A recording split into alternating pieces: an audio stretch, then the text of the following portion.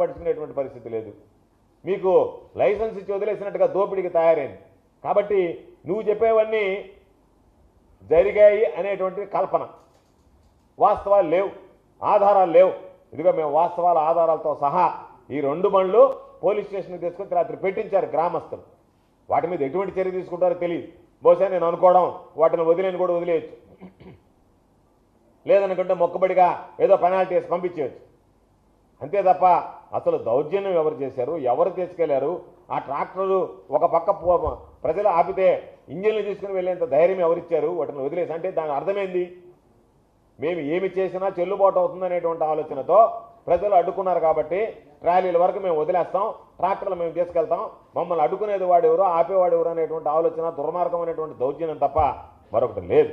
కాబట్టి నేను అనేక సందర్భాల్లో చెప్పా, అనేక సందర్భాల్లో మరలా చెప్తున్నా, ఈరోజు ఈ సర్వేపల్లి నియోజకవర్గంలో ఎన్నడూ లేనటువంటి అవినీతి జరుగుతుంది. ఎవరికి గ్రావెల్, ఇసుక, బూడిదని దోచుకున్నటువంటి శాసనసభ్యుడు ఎవరు లేరు. ఏపీ జెన్కో ప్రభుత్వ రంగ సంస్థ, దానిలో అనేక సందర్భాల్లో చెప్పా, చంద్రబాబు నాయుడుని విచారణ జరిపించమని డిమాండ్ చేశాం. బాల్కర్కి ₹1,00,000 లెక్కన 16 బాల్కర్లకు 16 లక్షల రూపాయలు ప్రతి నెల వసూలు చేస్తున్నాడు. రియల్ ఎస్టేట్ వ్యాపారులు అయితే వణికిపోతున్నారు. సర్వేపల్లి నియోజకవర్గం చుట్టుపక్కల ఎక్కడన్నా వేయాలంటే కారణం ఏమిటంటే, మీరు నాకు మామూలు ఇస్తే నుడా అప్రూవల్ ఉన్నా, నియమ నిబంధనల ప్రకారం వేయాలన్నా మీరు మాకు మామూలు ఇచ్చి తీరాల్సిందే, లేకపోతే కుదరదు. ఒక పక్క గ్రావెల్, ఒక పక్క ఇసుక. కాబట్టి ఈ స్థాయిలో ఇంత పెద్ద ఎత్తున దోపిడీ ఎన్నడూ జరిగినటువంటి పరిస్థితులు లేవు.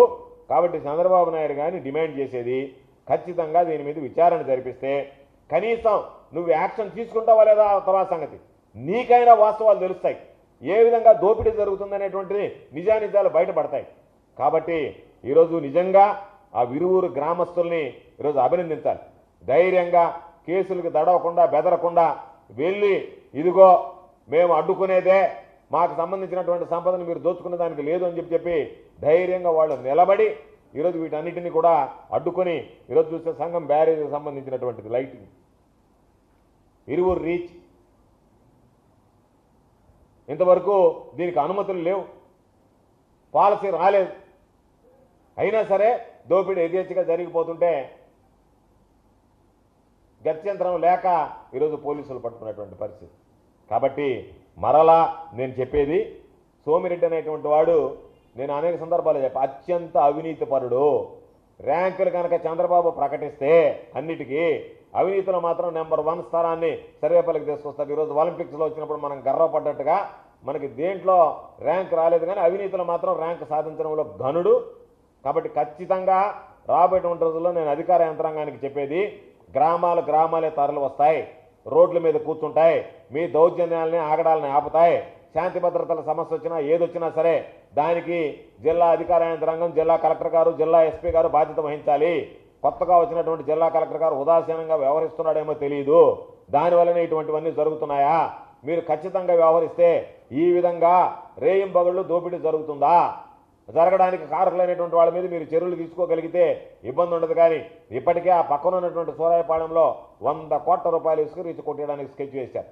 దానికి సంబంధించి అధికారులు మేము సంతకాలు పెట్టము అంటే అధికారుల మీద నువ్వు సంతకం పెడతావా, సెలవు పెడతావా అని చెప్పి మాట్లాడుతున్నారు. ఇవన్నీ జరుగుతుంటే జిల్లా పరిపాలనాధికారిగా ఉండేటువంటి కలెక్టర్ గారు ఏమి జరుగుతుందనేటువంటిది విశ్లేషించకుండా ప్రభుత్వానికి వంతపాడతా, శాసనసభ్యులు చెప్పిందే మేము వింటామనంట, ప్రజల సొమ్ము దోచుకుంటూ ఉంటే చూస్తూ మేము ఉదాసీనంగా వ్యవహరిస్తామనడం కరెక్ట్ కాదు. ఖచ్చితంగా వీటన్నిటి మీద విచారణ చేయించాలి, దీని వెనక ఉన్నటువంటి వ్యక్తులను శిక్షించాలి. కాబట్టి చంద్రబాబు నాయుడు గారిని కూడా మేము కోరుకునేది, ముఖ్యమంత్రిగా మీరు పదే నేను ఉచిత ఇసుకిస్తున్నానని చెప్పి ఉపన్యాసాలు చెప్పడం కాదు, ఇవి వాస్తవాలు గ్రహించండి, దోపిడీ జరుగుతుంది అరికట్టండి అని చెప్పి మీరు అవసరమైతే ఒక విచారణ జరిపిస్తే మీకు